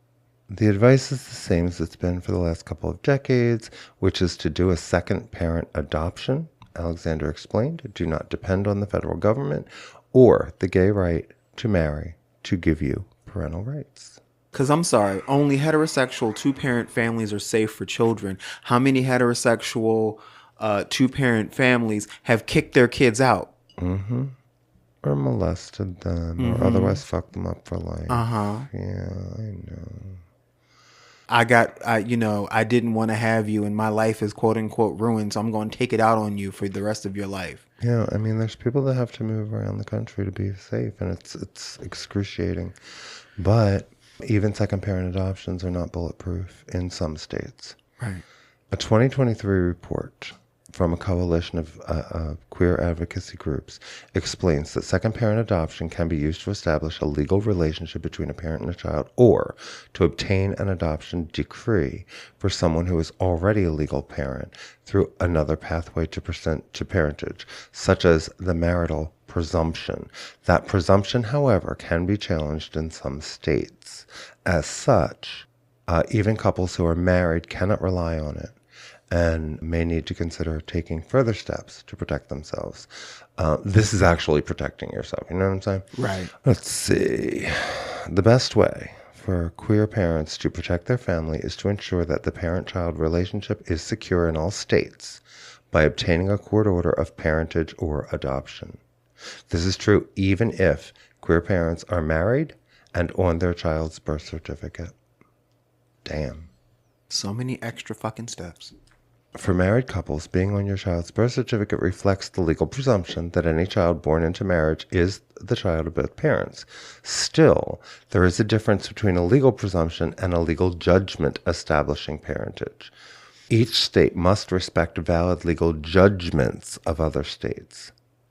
This is true for both parentage orders and adoption decrees, and it is what sets them apart from parentage that arises out of state law or doctrine. It is what makes them stronger. Mm-hmm. Parentage orders are not as effective as second parent adoptions, at least in Texas, where Alexander practices, because these orders have not been challenged extensively in court. Adoptions, on the other hand, have been repeatedly upheld. Adoptions are just more universally recognized. It's worth considering. These are the considerations that I think are important. These are the things to think about. Right. Right. Because wouldn't it suck to go through all that so that you have all your rights secured and then you have a gun in the house and, your kid finds it? Right. Just saying. Right. I mean, hey. Yeah. Let's be smarter than them is, I guess, where I'm going with this. So, while I'm mentioning Florida, there are trans inmates currently being forced to cut their hair short and undergo breast exams. One ACL lawyer compared Florida's new prison policy to conversion therapy. Yeah. Yeah, I saw this and I was like, the fuck? Yeah. The ACLU of Florida is, of course, suing the state's Department of Corrections because their new anti-trans policy will restrict trans prisoners' access to gender-affirming medical care, as well as their ability to express their gender identity. Yep. Oh, God. It is an unconstitutional ban on gender-affirming care, of course. Obviously. We're waiting for the ruling. Under the new policy, Florida prisons will only provide inmates diagnosed with gender dysphoria with therapy. Mm-hmm. Trans inmates will not have access to gender-affirming hormone therapy except in rare instances when it is deemed necessary to comply with the U.S. Constitution or a court decision. Mm-hmm. Wow. Here's what the policy says, motherfuckers. Unaddressed psychiatric issues and unaddressed childhood trauma could lead to a misdiagnosis of gender dysphoria. Fuck you. Wow. Gender-affirming hormone therapy may be requested by persons experiencing short-term delusions or beliefs which may later be changed and reversed. That's not how this works. Only in your minds. It's not how this works. No, it's really not. God damn it. It's so not. I'm not saying never, but dear God. That's like saying your wife may regret those silicone titties. She might. Mm-hmm. She's got a much higher likelihood of regretting that than we do of, gender affirming medicine. But that's just, facts. And what do we need those for? Right. Pshaw. Incarcerated trans women were told that trans inmates would be reevaluated to determine whether they would still be allowed access to their health care and other accommodations they were already receiving. Yeah. They were not told how prison officials would determine whether they would still be allowed access to care. While so far no inmates reported being taken off hormone therapy, more than a dozen incarcerated trans women told the newspaper they have already been forced to cut their hair short. They're reporting being subjected to breast examinations to determine whether or not they would still be allowed access to bras. Wow. Yep. The prison system is already designed for dehumanization, but god damn. Yeah. Many of them are already incarcerated in men's prisons. Mm-hmm. A trans woman they spoke to said her gender dysphoria diagnosis was now considered a serious psychiatric illness. Mm. She was told she would have to be moved to a more restrictive facility with fewer work and programming opportunities if she wants to continue receiving treatment. Another told the Marshall Project, after spending 10 days in solitary for refusing to cut her hair, a prison barber buzzed her hair short while she was handcuffed. I feel like they're taking away my identity. Yeah. And your humanity. And yep. Your fucking... Ugh. Previous court decisions have held that prisons in the U.S. are required under the Constitution to provide gender-affirming care as needed. Yeah. Yeah. Psychiatrist Dan Karasik, University of California, San Francisco, who helped develop international standards for the treatment of transgender people, told the Marshall Project that Florida's new anti-trans prison policies were a fig leaf on the state's efforts to ban gender-affirming care. Yeah. That's putting it nicely. Mm-hmm. I'm so sorry, my sisters. Yeah, this is the stuff Nellie Fitzpatrick was fighting. Yeah. If you recall. Directly, yeah. That interview. Go back and listen. Wow. You know, Tammy Baldwin, by the way, and 20 other senators did try to strike the anti-trans provision from the defense bill with no luck, and 81 Democrats signed on, and fuck them. Exactly, in the ear. The Pulse nightclub is going to be torn down, which many have said is really the only way to deal with that. The Pulse Memorial Advisory Committee took a pivotal step toward honoring the legacy of 49 lives lost and the resilience of survivals in the wake of the Pulse nightclub tragedy. Yeah, the whole thing is going to be turned into a memorial type. Now, right. So, designers, members of the community, leaders, survivors, and families of the victims met at City Hall to review and refine proposals for a commemorative piece that will stand as a beacon of love, unity, and hope. Quote, "For those who think this is closure, that this ends grief and ends the pain, it doesn't work that way. What it does do, however, is kind of put a dot at the end of the sentence that's been open for a very long time," said Nancy Rosado, Pulse Memorial Advisory Committee. It was the last chance for the committee to agree on what should stay or go. I think it's powerful. They're going to use the dance floor and like as part of the design of whatever ends up being there. Right. And that's a powerful symbol. You know, there were points in the story where there was not a lot of agreement. So, you know, I guess coming to terms is actually a good thing. Yeah. And hopefully we can move on. But, you know, I don't know. I think I'd make people walk through. I kind of want Florida politicians to have to spend the night there.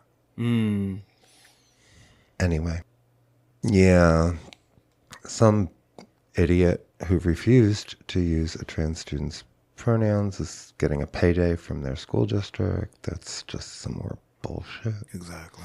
Yeah, because the teacher says most trans kids suffer from underlying trauma and mental illness. Wow. This is Ohio. Trauma caused by people like... They paid a settlement of $450,000 because the teacher said she was forced to resign after refusing to address two students by their trans names and personal pronouns.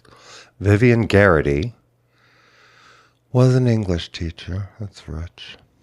For 2 years in a middle school. 2 years. Damn. Garrity, a Christian, reportedly neither faced any kind of complaint or disciplinary action about her work, nor communicated openly about her religious beliefs while at school. Why don't I believe that? Yeah, well, that's exactly what she was fucking doing. Thank you.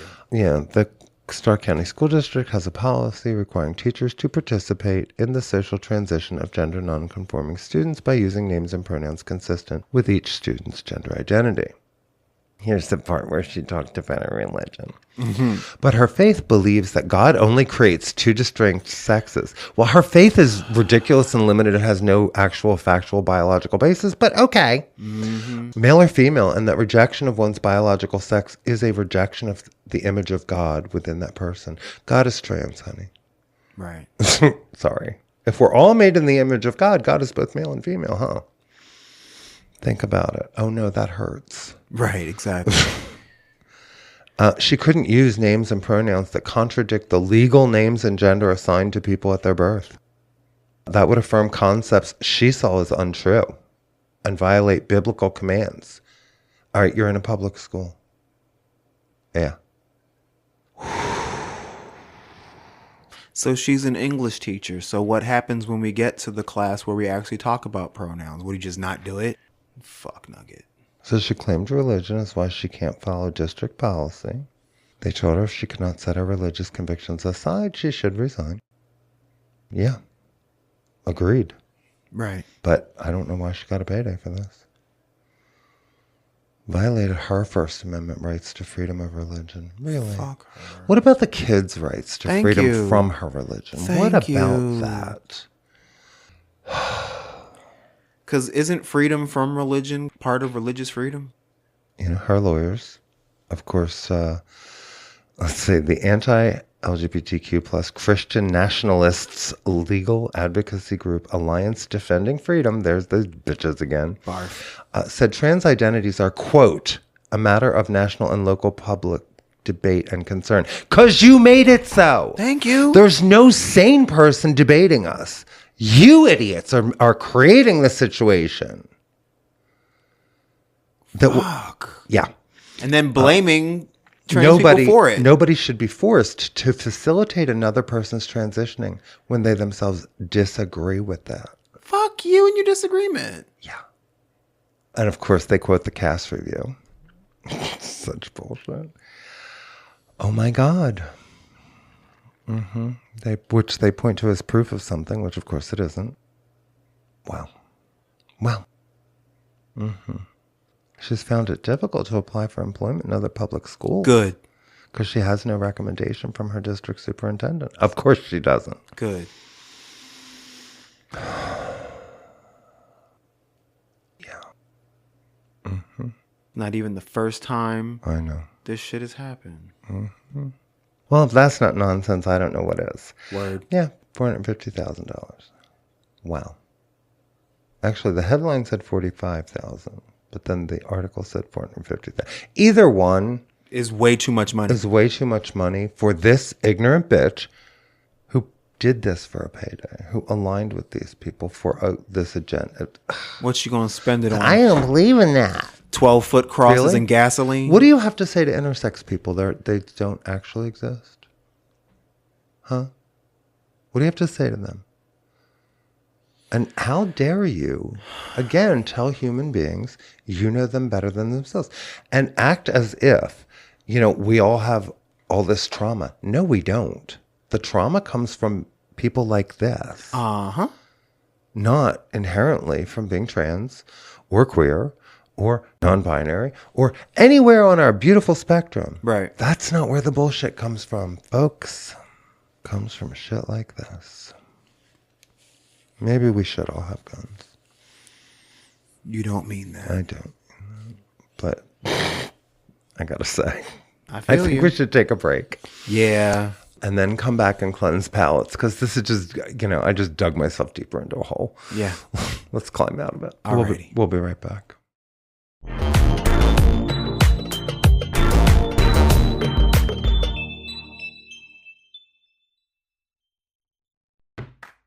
Ooh, no one has ever asked me that question.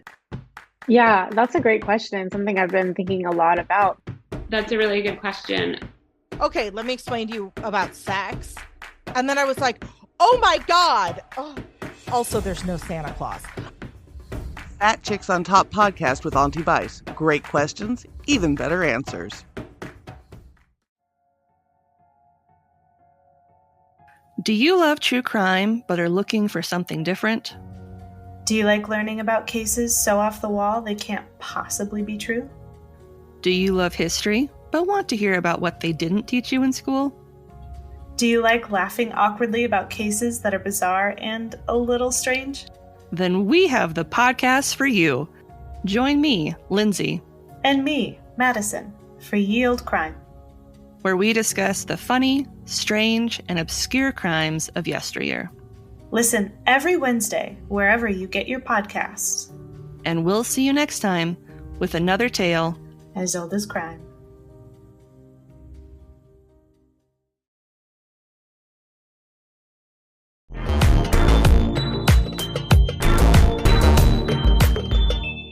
And we're back. We're back. So what have we been watching? Let's talk about what we've been watching. We actually had some time on our hands to watch some things. A little bit. Well, the first thing on the list I actually watched while I was at work because it was short. So on Christmas Day, there was some football thing on Netflix. And I heard that. For the halftime performance, Beyonce gave a 13-minute performance Love that. of songs off of the Cowboy Carter album. Which you are a fan of. I am a huge fan. And first of all, like, what's really blowing my mind these days is like it's this near pathological need of people to just immediately like start hating on Beyonce whenever her name is mentioned. So like the second it was announced that she was going to be performing at halftime, we're like, well, I guess I know what I'm not going to be watching. Oh, I'm going to cancel my Netflix subscription. Oh, I'm not going to be watching that game. Like, wow. This woman who you've never met, who is never going to meet you, and you have so much real, raw, big feelings about it. Right. Anyway, so after a week or so after the game aired, they released the halftime performance as its own thing. So I sat and I watched it because I wanted to like check it out. And we were busy, so I missed it when it happened. Not that we would be watching a football game anyway. First of all, it was a great performance, as I knew it would be, because Beyonce don't play. And the whole time I'm sitting there watching, I was like, damn, they had to really nitpick to find things to hate. But they did. Because like apparently like at the end, she's up in the air on this platform and she like does like this finger gun thing, which is like, because she's talking about like, the words bang, bang keep coming up and, right. And there was this controversy. Well, because apparently that I strongly gesture, prefer finger guns to real ones. Exactly. But apparently there's this policy that players, I think the players from whatever team is Texas, whatever, they were doing that and then they got penalized because that's considered bad for whatever reason. So how come Beyonce can do it and they can't? And She's I'm like, not a player. Thank you. That's the answer to the goddamn question. But Yeah. She didn't agree to those rules. Right. And like, but what I will say about the performance, like the album was an exploration of, the roots of country, the black roots of country. And it was like basically neo-Americana album. Okay. And she chose to spotlight all these up and coming black country artists, as well as country artists from like previous generations who never got their just due. And she was spotlighting these people in this performance. Like there were moments, it was Beyonce and three other, or at least two other young black woman country singers singing together at the same time. So I'm like, okay, life goals, y'all. It was just a great performance. And I just don't understand how people can have such big feelings. It's like, don't you? I mean, I know why, because she's rich and black and successful and doesn't give a fuck about their feelings. Well, yeah. It all happened when Bruno Mars was the halftime performance at the Super Bowl.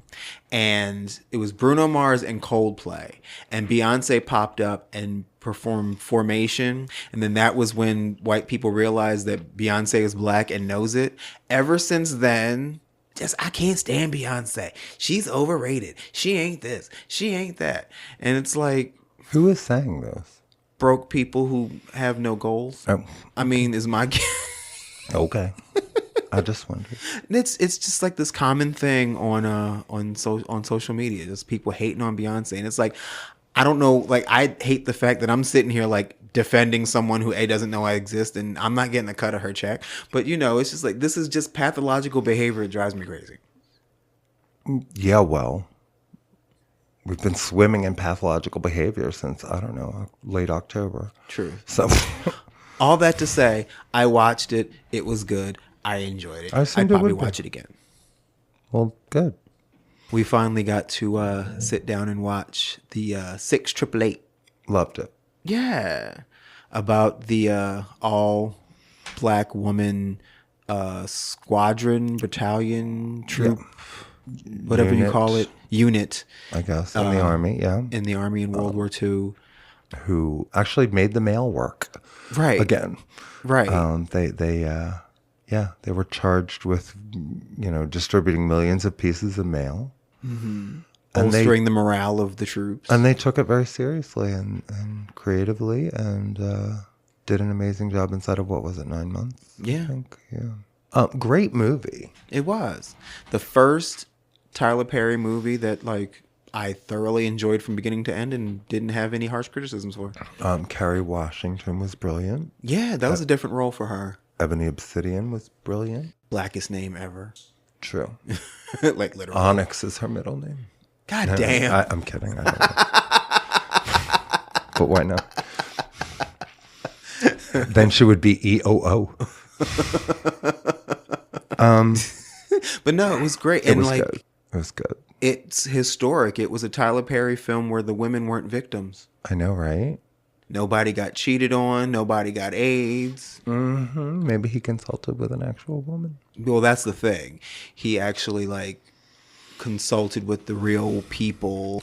And so there was no room for him to take his usual artistic license. Mm-hmm. And because it's Tyler Perry and he was spending Tyler Perry money, it's good. It was given the scope that the story deserved. It's a really good movie. It is. It's worth watching. It's on Netflix right now. I agree. And then after we watched that, we were on our I Love Black Women kick. Were we? Well, the next thing we put on was the movie about Whitney Houston where Deborah Cox played Whitney Houston. Mm-hmm. I wanted you to see that because you were unfamiliar with Deborah Cox. Right. And I had said when I heard that Deborah Cox was going to be playing Whitney Houston, I immediately was like, okay, she got this because Deborah Cox she can sing. Has that voice. Mm-hmm. She has one of the best voices of our generation. We didn't watch much of the film. No, we did not. Because, while Deborah Cox, she has the power of the vocals and she got like the physicality and the flavor of Whitney Houston. The writers tried to act like you mean the Bobby Brown fan club that wrote this movie? Right. Mm-hmm. That, she didn't have a girlfriend, she had a best friend. Mm-hmm. Yeah, Robin. Mm-hmm. Yeah, that was not her friend. That was her friend. Not my understanding. Right. But, And once we realized that that's what we were doing, we were like, yeah, if we're going to watch a Whitney movie, let's watch the one where they actually admit that Whitney was queer. Yeah, that'd be nice. So, yeah. Yeah, this one was, kudos to Deborah Cox. She did that. I mean, she did, but it was like, I don't know. Like, she ain't write it. No, we didn't watch the whole thing. Right. And then... Because I'm just, I'm really terse lately about queer representation in film. I'm down with that. And then, because we went from black women to musical black women, Amazon Prime was like, oh, you like black people? You like music? You like black music? Here's the Temptations miniseries from 1996 that I personally never saw, even though, it was part of like, it's a cornerstone of black culture. Mm-hmm. And like, I know all the references, but I never actually saw it when it aired. Right. Like, I said right along with the actor, even though I hadn't seen it before, ain't nobody come to see you, Otis. You did. You said that. Yes. I knew it was coming. You did. Yeah. And that was really well done. It was entertaining. I love the Temptations. 30 years late, but I finally saw the Temptations miniseries. Love the Temptations. And we got to see the new comedy special from Michelle Buteau. Mm-hmm. It's a Buteau full life. Yes. She's so goddamn funny. She is funny. I love that she, went after Dave Chappelle. Yeah. And stayed funny while she did it. But very much on point. Very much, mocked him and his obsession with punching down and attacking our community. And she said it's unsafe, which it is. Right. It is dangerous. And the overall point of her bringing him up was talking about how it is possible to talk about a community and make it funny and not hateful. Mm-hmm. And she was like, see how that's possible? Can somebody go tell Dave Chappelle that? Mm-hmm. And she said, he's the GOAT, assuming that GOAT means going on about trans people. So it can, right, going on about trans people. It can be done. We can tell jokes and stories and not disparage a whole community. We can do that. We can make it funny. We Right. just have to work at it, right? So if you guys ever run into Dave Chappelle, can you let him know that shit? I don't think he knows that shit. I don't think we'll ever run into Dave, though, because he is the GOAT. And he's the GOAT if that means going off about trans people. Oh, going off about trans people. I said going on about. She later remarked on his jokes not being funny, but actually being dangerous. Yeah. Make it funny, that's all. I can't believe somebody would make millions and millions of dollars from making people feel unsafe. That is so wild to me. Mm-hmm. And what's especially cool about that special and that performance, well, first of all, she's made herstory, as being the first woman comedian to have her own solo special at Radio City Music Hall, which I didn't realize. Yeah. And it's interesting that she made this commentary about Dave Chappelle and the danger of him using his platform to spread such dangerous rhetoric on the platform that gave him that. Yeah. So I'm like, go off, sis. Mm-hmm. That's what I'm talking about. She probably wrote a few jokes coming at Netflix, but did not say them for obvious reasons. Mm-hmm. So yeah, we're fans of her. I remember Trace Lizette saying of Dave Chappelle. So at this point, it's giving client. Mm-hmm. I don't know what doll hurt Dave Chappelle. I really don't. But it's giving disgruntled client. It's giving angry trick. Angry trick, yeah. It's giving... He wanted to kiss on the mouth, and she was like, no, I don't do that. I upcharge for that. If you want to do that, you got to give me XYZ. Come on, upcharge. And he's like, oh, no, ma'am. And his ego was bruised, honey. So he went on a rampage. It's giving angry trick. Am I lying? Dolls, am I lying? Oh, my God. Who goes on to make 3 comedy specials about the dolls because you can't take. Get them some help. Right. I loved that. I did God too. God bless her for that. I remember I gave her a shout out for that and she liked it. Yeah, good. Because it's insane. Yeah. It is insane. The obsession is insane. Yeah. And it's not funny. Pathological. It's really not funny, especially at this point in history. Not even a little bit. And, you know, I loved what Michelle did. No notes. I mean, first of all, she is funny. She's a funny bitch. She is. And good. Say it. Say that shit. Keep saying it. Yep. Comedy doesn't have to be that. I mean, how many comedians? We know comedians who have said similar. Like, if you're saying you're not allowed to say anything anymore, maybe examine what it is you're trying to say. Right. Maybe you never had anything good to say in the first place. Right. But if you can't be funny without punching down, perhaps you were never funny. That part. Maybe you were just lazy. And, you know, we live in a culture that rewards mediocrity. Ever think about that? Of course you didn't, because you're mediocre and you failed up and you thought you won. Yeah, whatever happened to first do no harm. You know what I mean? Like that, just that concept. Sure. Because punching down isn't funny. There's so much to punch up about. Mm-hmm. And that's just it. I mean, you know, when you look back at Dave Chappelle's work, I mean, brilliant take on racism in America. Why? Stay in your lane, not mine. Right. Because now you're just being hurtful. And Trace Lizette was right. And I've gotten with people when they try to say that, like, you know, people didn't used to be so sensitive back in the day and you can make these jokes and it was funny. It's like, no. It was shitty then. Yeah, it was shitty then. We just didn't have a comment section. Because, like, I was watching this docuseries about Andrew Dice Clay. Mm-hmm. And, you know, people are saying, oh, people thought that was funny back in the day. There were plenty of non-white people and non-straight people who were vocal about their displeasure at that brand of humor. Correct. And pretty much canceled his career because of that shit. But we forget about that. We do.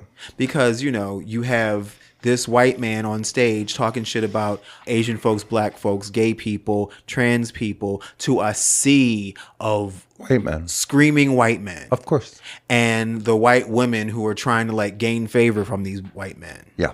And let's not even talk about the misogynistic shit he said, especially to the people in the audience. Yep. So, you know, that shit wasn't funny. It was never funny. It was never funny. He was a novelty that got old quick. Mm-hmm. So. And y'all are not the ones that have the comedians. We do. Mm-hmm. We've had to be funny because we've been dealing with you all our lives. Mm-hmm. Anyway. So yeah, so that was good. And I had been saying for weeks that I wanted you to start watching The Penguin. 2 episodes or 3? I think we watched 3. We watched 3. Okay, yeah. Yeah. I'm gonna keep going. I can't believe that is Colin Farrell. I know. I still can't believe that's Colin. Like, I'm trying to see him in there and I'm just not seeing him. I know. So, wow. Yeah, and like I've started watching it. It's hard to believe we couldn't find an unattractive, heavy man to. But anyway. Wow. So we had to make up Colin Farrell and put him in a fat suit. But okay. Right. But I was about 6 episodes in, and I was like, I will start over for you. That's how good I think it is, and how much I think you will like it. It is good. I'm enjoying it. Yeah, because it's not like a cartoon. It's not a cartoon movie, even though it's based in the Batman world. Right. Right. It's really about a gangster trying to like make his way, and I think it's very cool. I feel like he's giving hints of Tony Soprano a little bit in his portrayal, a little bit so far. And I also enjoy how like much of the cast are folks who like came to prominence in other HBO series. So we're seeing a lot of actors who were in different things, or American Horror Story, or right. Wasn't that one of them? Yeah, because the dude that was in Carnival, I think. Yes. Yeah, because we started watching it with your sister when she was visiting last night. Yes. We might probably watch a couple episodes tonight before I go to bed. Maybe. That could happen. Yeah. Yeah. So we had a little time for television. Yeah. Amazingly enough. Back to work tomorrow. Mm-hmm. For me tonight. Tonight for you. I have work I have to get finished. Yeah. Today. That's true. Before I go to work tomorrow. Because busy girl. Yes, you are. Did we get everything? I don't know. Oh, you know what we didn't do? Podcast business? Yeah. Okay, we'll do that. All right. If you haven't already, why don't you swing on by Apple Podcasts or Good Pods or wherever you enjoy our show and leave us a review or a rating or hit that subscribe button. 5 stars or more, please. Follow us on social at Full Circle the Pod on Instagram and Threads, at Full Circle the Podcast on TikTok. You can follow Martha at iMarthaMadrigal everywhere. Her writing can be found at IamMarthaMadrigal.wordpress.com. I am at Neverskirt everywhere. Or you can just visit our linktree/Full Circle the Pod. If you have a story idea or some gossip or just want to say hi and tell us we're doing a great job, drop us a line at askfullcirclepod@gmail.com. We'd love to hear from you. You could also consider supporting Full Circle the Podcast by becoming a patron at our Patreon, patreon.com/fullcirclethepod. Starting at just the $3 a month tier, you get access to all of our episodes ad-free and before everyone else. Then, starting at the $6 a month tier, you get access to our behind-the-scenes and bonus footage, and it only gets better from there. It's fun over at the Patreon. You can also check out our Discord channel, Full Circle the Podcast. Podcast business over. You feel better? I do. Good. Yeah, I'm not sure.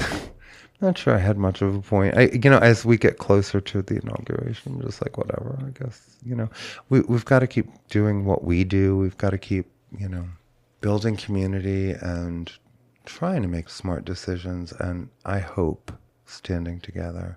Yeah. And checking in on folks, because a lot of folks are not okay right now. And this is true. Let's do our best to stand together and challenge some of this absurdity. But again, think ahead. Right. If you're thinking weapons, think ahead. I just I don't know. It is definitely a good time for self-care.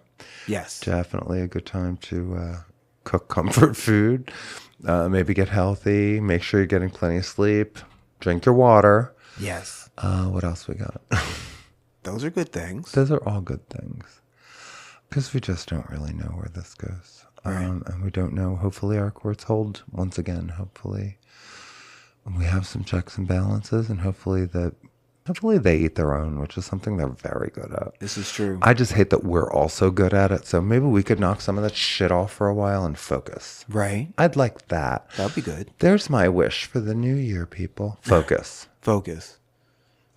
I'm down. Yeah. All right. Yeah, I don't think I have anything left. Okay. You know, we will endeavor to do this next weekend as well. I'm down. Mm-hmm. In the meantime, you've been listening to Full Circle, the podcast. I'm your host, Martha Madrigal. And I am Charles Tyson Jr. And thank you for listening and sticking with us. And if any of you know someone famous who... Never mind.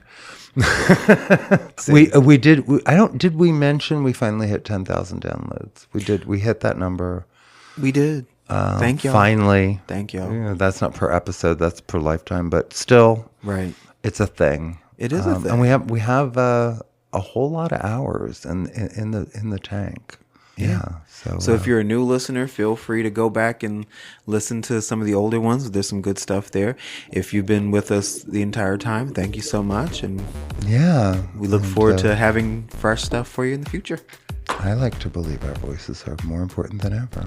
Yeah. Because I think they are. That's right. Yeah. So find somebody with money and send them our way. Yeah. Thank you so much for listening and have a great week. Bye, everyone. Full Circle is a Never Scared Productions podcast, hosted by Charles Tyson Jr. and Martha Madrigal, produced and edited by Never Scared, executive produced by Charles Tyson Jr. and Martha Madrigal. Our theme and music is by the Jingleberries. All names, pictures, music, audio, and video clips are registered trademarks and/or copyrights of their respective copyright holders.